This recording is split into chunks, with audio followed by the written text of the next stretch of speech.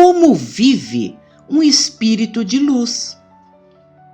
À medida que convivemos diariamente com a espiritualidade, como médiuns, quando temos alguns em nossa família ou no círculo de amigos, nos perguntamos: como vivem os espíritos que neles chegam?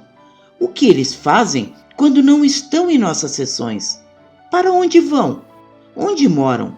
Se comem, bebem ou até querem fazer sexo? Não fique espantado, mas são perguntas que ouvimos como lideranças em nossos terreiros. E você, saberia respondê-las todas? Convidamos a nos acompanhar em nosso vídeo de hoje. As religiões costumam ser fantasiosas sobre esse assunto, especialmente quando falamos dos planos mais altos. E por mais fantasioso possa parecer a alguns, as colônias espirituais, a nossa conhecida Aruanda, é uma realidade descrita por médiuns no planeta inteiro, ou por quem teve experiências fora do corpo, como aquelas ditas de quase morte. São aqueles lugares habitados pela alta espiritualidade, aquela que habita Aruanda, os reinos da Jurema ou as conhecidas colônias espirituais. E nos livros, o que dizem os autores e espíritos? De todas as obras já escritas, novamente encontraremos na doutrina espírita uma visão mais próxima daquilo que encontraremos nos outros planos de existência, de acordo com o que os médiuns descrevem em seus transes, sonhos e desdobramentos. Para as religiões como as afro-brasileiras ou a citada doutrina espírita, o inferno não existe. Um Deus de amor e compaixão jamais criaria um ambiente hostil para o castigo eterno de seus filhos.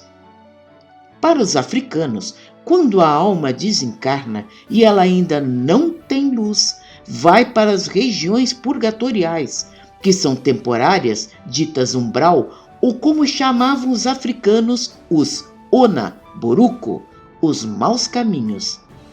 Ou vaga entre os vivos, já que o plano material e umbralino estão muito próximos, muitas vezes preferindo estar em pântanos, lugares insalubres ou perigosos, como os fundos de florestas, como tanto vemos nas antigas histórias nigerianas.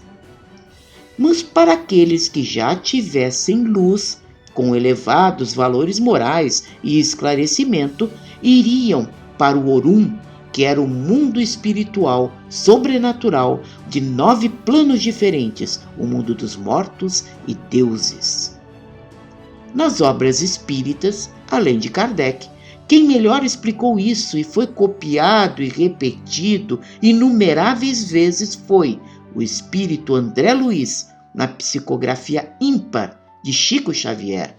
Nosso Lar, sua obra máxima, é a mais importante em seu conteúdo e vamos procurar nela nosso principal subsídio.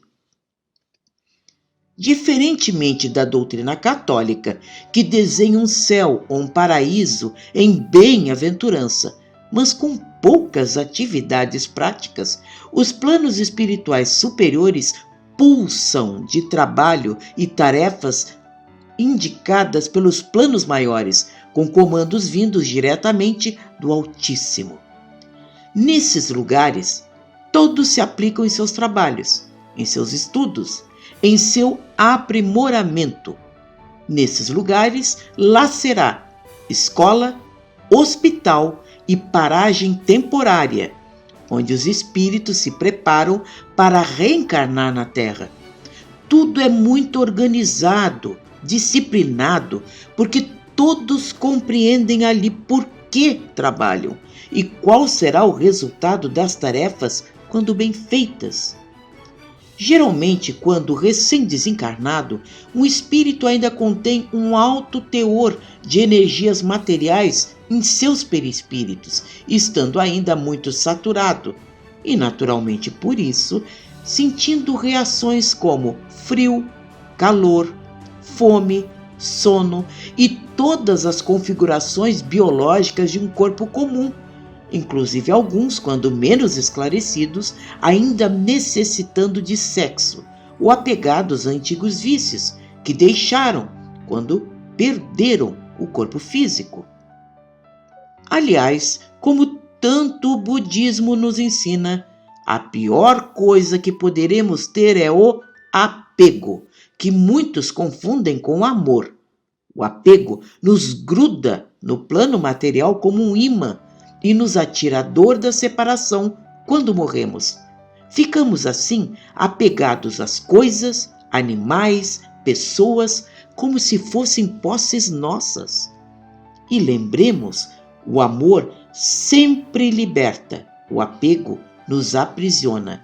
E na espiritualidade isso é muito importante para definir nossos destinos no outro mundo. Assim, um espírito já esclarecido mal vai abrir os olhos no outro plano e já compreenderá a nova situação, acompanhando os espíritos iluminados que o cercam e o convidam a partir com eles. Já os espíritos sem luz, muitas vezes confusos com o que vem, confundem a realidade e acreditam que ainda estarão vivos, com todas as suas necessidades.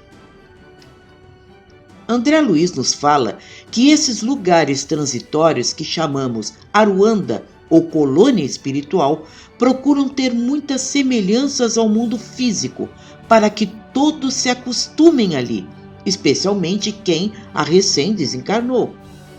Mas se observarmos melhor, tudo será muito melhorado, desde tecnologias inéditas, presença de alguns animais, ambientes com vegetação muito saudável, cores luminosas e organização. Um espírito de luz será convocado aos trabalhos sempre dignificantes e de auxílio, podendo até ser tarefas humildes, outras de organização e esclarecimento, conforme o que já tem obtido em sua evolução, nas muitas vidas que todos tivemos. Assim, André Luiz nos descreve o mundo espiritual em seus 13 livros, todas obras importantes que juntas nos desenham o que acontece conosco após a nossa morte, coincidindo com os ensinamentos trazidos por nossas entidades nos terreiros espalhados pelo país inteiro, nos deixando bem claro que a verdade é uma só apenas. Quem cria escolas de pensamento, muros e preconceito são as pessoas, porque a espiritualidade está dizendo a mesma coisa em todo lugar. Muito obrigada por ter nos acompanhado. Semana que vem, novos vídeos. Não esqueça de, antes de sair, marcar o sininho para novas notificações. Muito obrigada e até a próxima!